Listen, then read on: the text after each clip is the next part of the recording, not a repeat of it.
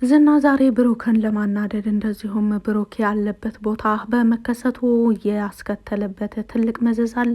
እንደዚሁም እነ መድብል እጅ ከፍንጅ እንዲይዙት ሆነዋል። እነ መድብል እዛ ግቢ ውስጥ ብሩክ እንዳለ አውቀው ነበረ ካሁን በፊትም። ስለዚህ እርግጠኛ ሆነው ለመሄድ እንደዚሁም ደግሞ አመች ቦታ ሲጠባበቁ ነበረ፣ አመች ሰዓት። የዝና እዚህ ቦታ ሆን ብሎ መሄድ ይበልጥ እነ መድብል በቀላሉ ወደዛ ክፍል እንዲገቡ ችለዋል። ከዛም በኋላ ዝና ያልጠበቀው ነገር ነው የገጠመው። እርግጥ ብሩክ ዝናን ሲያየው በጣም ተናዶ ነበር። ያለበት ሁኔታ ለመነጋገር የሚያስችል ባይሆንም ከዝና በስተጀርባ ግን መድብልን ሲያየው በጣም ደስተኛ ሆኖ በተስፋ ሲመለከት ነበረ። ነገር ግን የመድብል መምጣት ለዝና እንዲታወቅ ምንም አይነት የአመለካከት ለውጥ አላሳየም። ሰላም ሰላም፣ ውድና የተከበራችሁ የቻናል ቤተሰቦች፣ ለቻናሉ አዲስ ከሆናችሁ ሰብስክራይብ በማድረግ እንደዚሁም ቪዲዮውን በላይክ መጀመር አትርሱ። ምሳሌ ድራማ ቀጣይ ፓርት ነው ይዤላችሁ የመጣሁትኝ። እስከ መጨረሻው ድረስ አብራችሁ ለመቆየት ሞክሩ። ቪዲዮውን በመሀል አስገባላችኋለሁ። ዛሬ ዝና ራሱን በራሱ ወደ ችግር ጋብዟል። ዝና በድጋሚ በቁጥጥር ስር ውሏል። እንደዚሁም በዝና እያንዳንዱ ስራው ይሄን ያክል ሞኝ አትመስለኝም ነበር በማለትም ሲናገር ነበር መድብል። ዛሬ ዝና በራሱ አፍሯል። የዝና ይሄ ድርጊት ካሌብ የማያውቀው ስራ መሆኑንም ስላወቀ ዝና በጣም ተክዟል። አሁን ላይ በዝና ምክንያት እነ መድብል ወደዚህ ግቢ ለመግባት ቻሉ የሚለውን ነገር ካሌብ ቢሰማ በዝና ላይ ምን ያህል እርምጃ እንደሚወስድ፣ ምን አይነት እርምጃ እንደሚወስድ በራሱ ያውቃል የካሌብን ማንነት። በአሁኑ ላይ ዝና ራሱን በራሱ ነው ችግር ውስጥ ያስገባው። እንደዚሁም ደግሞ ለካሌብ ይሰራል የተባለው ታማኝ ሰራተኛ ዛሬ ካሌብን ክዶታል። እንደዚሁም ብሩክ ነጻ እንዲወጣ ሲተባበራቸው ነበረ። በዚህም ካሌብ በጣም አዝኗል። ከሰሞኑ ካሌብ ከተማ ውስጥ ባለመኖሩ ብዙ ስራዎቹ እንደተበላሹበት፣ እያንዳንዱ ስራው ደግሞ የተበላሸበት በዝና ምክንያት እንደሆነ ነው እየተናገረ ያለው። ዝና አሁን ላይ ራሱንም አጋልጦ እንደዚሁም ብሩክንም አስወስዶ ለራሱ ባዶ ቤት ተዘግቶበት ነበረ የጠበቃቸው። የካሌብ ሰዎች ወደ ክፍል ተሯሩጠው ተደናግጠው ሲገቡ በብሩክ ፈንታ ዝናን ነበረ ያገኙት። ይሄ እየተከናወነ ያለው ነገር ያልገባቸው ሰዎች የዝናን መልስ ከሰሙ በኋላ ወደ ካሌብ ነበረ እየደወሉት። በክፍል ውስጥ ብሩክ ሳይሆን ዝና ነው ያለው በማለትም ሲነግሩት ካሌብ በጣም ነበረ የተደናገጠው። በትኩረት ለማየት ሞክሩ፣ ፈጽሞ ይህ ነገር ሊሆን አይችልም በማለት ነበረ ሲናገር የነበረው። በተደጋጋሚ እየገቡ እየወጡ በተራ በተራ ቢያዩትም ዝና ነበረ ታስሮ የነበረው። ፍቱኝ እንጂ እያለ ዝና ደግሞ ሲጉረጠርጥ ነበር የሚታየው። ምክንያቱም አሁን ላይ እነ መድብል እዚህ ቦታ አስረውት በመሄዱ እድለኛ እንደሆነም እየተሰማው ይገኛል። ምክንያቱም መልሶ መድብል ከያዘው በአሁኑ ላይ ያለምንም ርኅራሄ ከባድ እርምጃ እንደሚወስድበት፣ እንደዚሁም ደግሞ አስመልሳለሁ ብሎ የሚደራደረው ምንም አይነት የያዘው ነገር እንደሌለው ዝና ስለሚያውቅ ከአሁን በፊት ራሱን ለማዳን ሲባል ምሳሌ ተይዛ ነበረ። ምሳሌንም በእነሱ መንገድ አስለቅቀዋታል። ከዛም በኋላ ብዙ ሳይቆይ ዝናም ራሱን እንዳዳነ ነው ያየ ነው። ነገር ግን በአሁኑ ዝና ራሱን የሚያድንበት ምንም አይነት የሚከራከርበት ምንም አይነት መንገድ እንደሌለና እንደዚሁም ደግሞ የነ መድብል ግሩፕ ወይም ደግሞ ሞገስ ኃይል እንደጨመረ ነው ራሱን የመለሰለት ያለው ለራሱ ጥያቄ። ምክንያቱም ካሁን በኋላ ለሉላ መታገል ፈጽሞ እንደማይችል ሞገስ ብቻውን እንዳልሆነና ሞገስን ብቻውን ለማስቀረት እየሰራ የነበረው ስራ ፈጽሞ ጥቅም አልባ እንደሆነ ነው እየተረዳው። ስለዚህ ዝና ተስፋ ቆርጧል። እንግዲህ መድብልና ብሩክ ተገናኝተዋል። መድብልና ብሩክም ከተገናኙ በኋላ እርግጥ መድብል በብዙ ኦፕሬሽን ቢሆንም ወደዚህ ክፍል ወደዚህ ግቢ ለመግባት የቻለው ከአሁን በፊት እንደገጠማቸው አይነት አደጋ እንዳይገጥማቸው ቀደም ብለው ገብተን ከዛስ በኋላ የሚለውን ነገር በይበልጥ ተነጋግረውበት ተስማምተውበት ነው የገቡት። ከዛም በኋላ ምናልባት እንደ በቀደሙ አደጋ የሚደርስብን ከሆነ እንደዛ ተደናግጠን ራሳችንን ችግር ላይ መጣል የለብንም በማለት ቀደም ብለው ሁሉን ነገር አዘጋጅተው ነበር የገቡት። በአሁኑ ላይ በተለይ ደግሞ ጉዳዩን እነሱ ባሰቡት በይበልጥ ዝና ነው ነገሩን ቀለል ያደረገላቸው። ዝና ደግሞ ይሄ ነገር ይፈጠራል ብሎ ፈጽሞ እሱን እየተከታተሉት እንደሆነ አላወቀም ነበር። በተለይ ደግሞ ወደዚህ ወደ ካሌብ ግቢ ፈጽሞ ድፍረት ኑሯቸው ይመጣሉም እንደዚሁም ደግሞ ጭራሽ ያውቁታልም ብሎ አላሰበም ነበረ። ነገር ግን የመድብል ባልደረቦች ከአሁን በፊትም አብዛኛዎቹ በእስር ቤት የተዋወቃቸው እንደዚሁም ከካሌብ ጋር ሲሰሩ የነበሩ በመሆናቸው ካሌብ የት አካባቢ እንደሚሰራና ስራዎቹን በየት እንደሚያከናውን እንደዚሁም በማንኛው ወቅትና በማንኛው ጊዜ አመች እንደሆነም ቀደም ብለው አስበውበት ተነጋግረውበት አጽንተውም ስለነበር በአሁኑ ላይ ምንም አይነት ችግር ሳይፈጠር ብሩክን ይዘውት ወደ ሆስፒታል ለመሄድ ችለዋል። እርግጥ ዝና ባላሰበው መልኩ ብሩክን ለማሸማቀቅ እንደዚሁም ደግሞ የታሰረ ሰውን መልሶ ይበልጥ ስነልቦናውን ጭምር ለመጉዳት ነበረ ዝና የመጣው ብሩክን በብሩክ ላይ እንደዚሁም ደግሞ እሱ ራሱ ዝና በመድብል ታግቶ በነበረ ጊዜ መድብል በተደጋጋሚ እንደሚደበድበው ብሩክ ያለበትን ቦታ እንዲነግረው እያስገደደው ስለነበረ በወቅቱ ዝና ምንም አይነት ነገር በብሩክ ዙሪያ ባለመናገሩ እንደዚሁም ደግሞ እያንዳንዱ የተከናወነበትን ለመናገር እንደዚሁም በሱ ላይ የተደረጉ ነገሮችን መልሶ በብሩክ ላይ ለማድረግ ነበረ የመጣው። እርግጥ በዝና ፍላጎት ቢሆን በብሩክም ላይ ሆነ በመድብል ላይ ከባድ እርምጃ ይወሰድ በማለት በተደጋጋሚ ከካሌብ ጋር ሲነጋገር ነበር ካሁን በፊትም። ስለዚህ እሱ እንደፈለገ ቢሆንና በሱ ፍላጎት ቢሆን በብሩክ ላይ ዛሬ ጭራሽ እስከ ወዳኛው የሚያሸኝ ነበረ ምኞት እየተመኘለት እንደዚሁም ደግሞ ፍላጎት የነበረው። ይሁን እንጂ ካሌብ ምንም አይነት ነገር እንዳታደርጉ እኔ ሳልመጣ ነገሮች እንደነበሩ እንዲቆዩ ነው የምፈልገው። በተለይ አሁን ከከተማ ከወጣ ወደዚህ ነገሮች በጣም እየተበላሹብኝ ነው። ችግሩ መንስኤው ምንድነው የሚለውን ነገር ሳላጣራ ምንም አይነት ነገር እንዳታደርጉ በማለት ስላዘዘ ያለው አማራጭ ወደዛ ግቢ በመሄድ በብሩክ በታሰረበት ክፍል በመግባት ብሩክ ላይ የቻለውን ነገር አንዳንድ ነገር ለመናገር እንደዚሁም ደግሞ እሱ የበላይ ሆኖ ለመታየት ብሩክን ለማሸማቀቅ ነበረ የሄደው። ነገር ግን በሩን ከፍቶ ሲገባ እንደዚሁም ለብሩክ የተወሰኑ ቃላቶችን ወርወር አድርጎለት ብሩክን ለማናደድና ለማበሳጨት እንደዚሁም ከዛም አልፎ ለመደብደብም ፍላጎት ይዞ ቢገባም የያዘው የመደብደቢያ እቃ ለራሱ ነው የሆነው።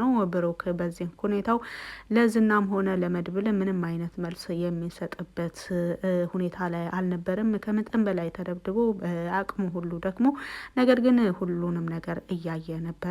በሩ ተከፍቶ ሰው ሲገባ ሁሉ እያየ ነበር። በሩ ተከፍቶ ሲገባ ያየው ሰው ደግሞ ዝና በመሆኑ ይበልጥ የመናገር ፍላጎት ሁሉ ይታይበታል ብሩክ ላይ። ነገር ግን ብሩክ አቅሙም ስለደከመ እንደዚሁም አፉም ስለታሰረ የፈለገውን ነገር መናገር አልቻለም። ይሁን እንጂ የሆነ ነገር መናገር እንደፈለገ ከዓይኑ ያስታውቅ ነበር። ዝናም መቼም የታሰረ ሰው ነው ምንም አያደርገኝም ብሎ ዘና ብሎ በጣም በኩራት ነበረ ዛሬ ተገናኘን። አሁን ያመጣሁት ምን ላደርግህ እንደሆነ ታውቃለህ? እኔን አየኸኝ? እኔ ዝና ማለት በጣም ከባድ ሰው እንደሆንኩ ካሁን በፊትም ከኔ ጋር አትዳፈር ብዬ ነግሬህ ነበር በማለትም በተደጋጋሚ እየተናገረው ወደ ብሩክ እየተጠጋ ሳለ በሩ ያልተዘጋው በር መድብል ቀስ ብሎ ወደ በሩ ሲገባ ይመለከታል። ብሩክ መድብል እስር ቤት እንደነበረ ነው የሚያውቀው። እንደሚታወቀው ብሩክ ከታገተ በኋላ ነው እንግዲህ በመድብል ከእስር ቤት የወጣው እና እንደዚሁም ብሩክን እየፈለገ ያለው። ከዛም በኋላ መድብልን ሲያየው በጣም ነው የደነገጠው። የመድብል እዚህ ቦታ መሆን በጣም ነው ያስደነገጠው። ከዛም በኋላ የአካል እንቅስቃሴ ወይም ደግሞ የአመለካከት እንቅስቃሴ ለማድረግ ደግሞ ለመድብል ስለፈራ ምናልባት ዝና በዚህን ሁኔታ ካየው ድምጽ ቢያወጣና ከውጭ ያሉ ሰዎች ቢመጡ መድብልንም እንደኔ ችግር ውስጥ ሊያስገቡት ይችላሉ በሚል ፍርሃት ዝም ብሎ ዝናን ብቻ እያየ በመምሰል መድብል ዝናን እስከሚይዘው ድረስ ጠብቆ ነበረ። ከዛም በኋላ ወደ ብሩክ በመጠጋት ወንድሜ በህይወት አለህ በማለት በደስታ አቅፎታል። እርግጥ ብሩክ በዛን ሁኔታ ታስሮ ቢሆንም ወዲያውኑ ነበረ የፈታው። ከፈታውና እና ውጣ ወንድሜ አብረን ነው መሄድ ያለብን በማለትም ሲናገር አንተ እባክህን ራስህን አድን፣ ለምን ወደዚህ ቦታ መጣህ? እንዴትስ መጣህ? በማለት ብሩክ የተለያዩ ጥያቄዎችን ሲጠይቀው ነበረ ለመድብል። አሁን አይደለም የምመልስልህ፣ አሁን እንውጣ በማለት ይዞት ቁሞ እንዲሄድ ሲሞክረው ብሩክ እግሮቹ ሁሉ ተጎድተውና ተጎሳቁለው ሲያየው ተደግፎት ነበረ በሩ ድረስ ያደረሰው። በሩ ላይ ሲወጣ ግን ከክፍሉ የመውጣት ቻንሳቸው በጣም ጠባብ ነበረ። ምክንያቱም ጥበቃዎች በር ላይ ሆነው እየጠበቁ እንደዚሁም ደግሞ በተለይ ብሩክ ከነበረበት ክፍል ወደ ግቢ ለማለፍ ፊት ለፊታቸው ስለነበረ እንደዚሁም ደግሞ መድብል ብሩክን እያወጣ እንደሆነ ቢያውቁና ቢያዩ መድብል ራሱን ቢሰዋም እንኳን ብሩክን ማዳን እንደማይችል ስለተረዳ እዛ ላይ ጥንቃቄ አድርገዋል። እንደገና ዝናም ውስጥ ታስሮ ነበረ ባላሰበው መንገድ። ስለዚህ ከውጭ ያሉ ሰዎችን እነ ሞገስን ማለት ነው የእነዚህን የጥበቃዎችን ትኩረት እንዲስቡላቸው ይነግሯቸዋል። ከዛም በኋላ በሌላ አቅጣጫ የሆነ ድምጽ ነገር ሲያሰሙ ጥበቃዎቹ ደግሞ ግር ብለው ቀጥታ ወደ ሌላ አቅጣጫ ሲሄዱ ብሩክና መድብል እንዲወጡ አስችሏቸዋል። በዚህም መልኩ ጥበቃዎች መልሰው ወደ ብሩክ ክፍል ሲመለሱ ግን ያገኙት ብሩክን ሳይሆን ዝናን ራሱን ነው።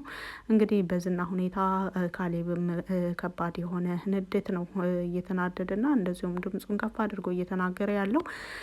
በዚሁ ዙሪያ ማህሌትም እጇ አለበት በማለትም ሲናገር ነበር ዝና ራሱ። ምክንያቱም ዝና ወደዚህ ቦታ ከመምጣቱ በፊት የሚሄድበት አስፈላጊ ነገር አለ በማለት ነግሯት ነበረ ለማህሌት። ማህሌት ደግሞ የት ልትሄድ ነው በማለት ብትጠይቀውም አንቺ ሴትዮ ጥያቄ አትጠይቅኝ፣ እኔ ያልኩሽን ብቻ አድርጊ በማለት በብሩክ ቤተሰቦች ንብረት ላይ ያለውን ጥያቄ እንድትመልስለት እንደዚሁም ከአሁን በፊት ጠይቋት የነበሩ አንዳንድ ጥያቄዎችን ይበልጥ አጣርተሽ ንገሪኝ፣ በቀጣይ እቀጥርሻለሁ ደውዬልሽ በምልክልሽ አድራሻ እንድትመጪ ብሎ ነግሯት ነበረ። ያም ቀጠሮ ደርሶ ደውሎላት ተገናኝተው ከዛም በኋላ ማህሌት ከዝና ጋር ጥሩ የሚባል ጊዜ አሳልፋለሁ ብላ ራሷን አዘጋጅታ እንደዚሁም ደግሞ ዝናን በፍቅር ማንበርከክ አለብኝ የሚለውን ምኞቷን አሁንም ይዛው ነበረ የመጣቸው። ይሁንና ፈጽሞ አልተሳካላትም። ዝና የጠየቃትን ጥያቄ ብቻ እንድትመልስለት ከነገራትም በኋላ ማህሌት የመለሰችው መልስ ካሁን በፊቱ ምንም አዲስ ነገር እንደሌለና ሁሉም የመለሰችለት መልስ ሁሉንም እንደሚያውቀውና ዝም ብለሽ እኮ ነው ከምትለፊው፣ ምንም አይነት ቁም ነገር የለሽም በማለት ትቷት ሊሄድ ስል ዝና ዛሬ እንኳን አብረን አንቆይም እንዴ በማለትም ለማመጠው የምሄድበት አስፈላጊ ጉዳይ አለኝ በማለት አንቺም ያዘዝኩሽን ነገር ፈጽሞ ምንም አልሰራሽልኝም፣ የኤፍራታን ጉዳይ ግን የረሳሁት እንዳይመስልሽ፣ በእሷ ዙሪያ ደግሞ ቢበልጥ ሰሞኑን በሰፊው እናወራለን ብሏት ሲለያት የት እንደሚሄድ በተደጋጋሚ ብትጠይቀውም እሱ አልመለሰላትም ነበር። ዝና ወደ ብሩክ ሄዶ ይህ አደጋ ከደረሰበት ወደዚህ የመጣለት የመጀመሪያ ሰው ማህሌት ጠቆማኝ ነው የሚለው ሀሳብ ነው የመጣለት። ምክንያቱም ወደዚህ ቦታ ሲሄድ በተደጋጋሚ ስትጠይቀው እሱ አልመለሰላትም ነበር። ምናልባት እኔ ሳልመልስላት ስቀር እሷ ደግሞ በራሷ መንገድ ለማወቅ ፈልጋ ያደረገችው ክትትል ነው እዚህ ነገር ላይ ያደረሰኝ። ካሁን በፊት በኤፍራታ አማካኝነት ከሞት ነው የተመለስኩት። በህይወቴ በ7 ዘሬ አይቶኝ የማያውቅ ስቃይ ነው እዛ መድብል ጋር ያሳለ ያሳለፍኩት። አሁን ደግሞ ባላሰብኩት መልኩ በዚህን ሁኔታ ላይ ልትጥለኝ የቻለችው ማህሌት ናት እንጂ የምትሆነው ማንም አላየኝም በማለት ሲፎክር ነበረ። ዝናም ከማህሌት ጋር በአሁኑ ላይ አልተገናኘም። ነገር ግን ካሁን በኋላ በማህሌትና በዝና መካከል ያለው ስምምነት ፈጽሞ መቀጠል የሚችል አይመስልም። ምክንያቱም በማህሌትና በዝና መካከል እምነት እየጠፋ ነው። እንደዚሁም ደግሞ ማህሌት ለምትታዘዘውና ለምትጠየቀው ጥያቄ አዲስ መልስም እየሰጠች አይደለም። በተለይ ኤፍራታን ከደበቀች ወደዚህ ብዙ ነገሮቿ ድብቅ ሆነዋል። ምናልባት አንደኛውን ምስጢር ብናገር ማን ነግሮሽ ነው? ኤፍራታ ነግራኝ ነው እንዳልን ኤፍራታ የለችም ብያለሁ። ስለዚህ በማለት ብዙ ነገሮቿ ከኤፍራታ ጋር የሚመሳሰሉ እንደዚሁም ከኤፍራታ ጋር የሚያያዙ ስለሆኑ የኤፍራታን ምስጢር ለመጠበቅ ሲባል ግዴታ ማህሌት ለምትመልሳቸው ምላሽ ጥንቃቄ እያደረገች ነበረ። በአሁኑ ላይ ዝና በካሌብ ሰዎች ቁጥጥር ስር ነው ያለው። እኔ እንድፈጽሞ ላምንህ አልችልም። ለወራት ያክል ማንም ወደዚህ ቦታ መጥቶ እንደዚሁም ደግሞ በተለይ ብሩክ ያለበትን ቦታ አይቶት አያውቅም። ዛሬ ግን አንተ ቀጥታ መጥተህ በሩን ከፍተህ ገብተህ ሌሎች ሰዎች አስገብተህ በዚህን ሁኔታ ካድከኝ። እኔ ለዘመናት ለብዙ ጊዜ ሰርቻለሁ ይህን ስራ። ይህን አይነት ክህደት ግን ማንኛውም ሰራተኛዬም ሆነ ባልደረባዬ ከድቶኝ አያውቅም። ካሁን በኋላ ሂሳብ የምንወራረደው ከአንተ ጋር ይሆናል በማለት ነበረ ካሌብ ለዝና የነገረው። ዝናም በዚህ ነገር ላይ በጣም ተደናግጧል። ካሁን በኋላ የዝና ጉዳይ ያበቃለት ይመስላል። እንግዲህ ብሩክም ወደ ቤት ሄዷል። የምሳሌም ለቅሶ በዚህ እየተጠናቀቀ ይመስላል። ምክንያቱም ብሩክ በህይወት አለ ከተባለች ወደ ምሳሌ ይበልጥ ጥያቄዎቿ እየጨመሩ መጥተው ነበረ። በአሁኑ ላይ ግን ብሩክ በህይወት ስለመጣ እርግጥ አካሎቹ ተጎድተው እንደዚሁም ደግሞ እንደ በፊቱ ልጁን ማቀፍ እንኳን አልቻለም። ይሁንና ወደ ቤት በመመለሱ በጣም ደስ ብሎናል። ብሩክ ወደ ቤት ተመልሷል። ቤተሰቡ በጣም በደስታ ተቃቅፎ እንደዚሁም መድብል ጓደኞቹን እያመሰገነ ይገኛል። በቪዲዮ ላይ ማንኛውንም አስተያየት በኮመንት ስር መጻፍ ትችላላችሁ። መልካም ጊዜ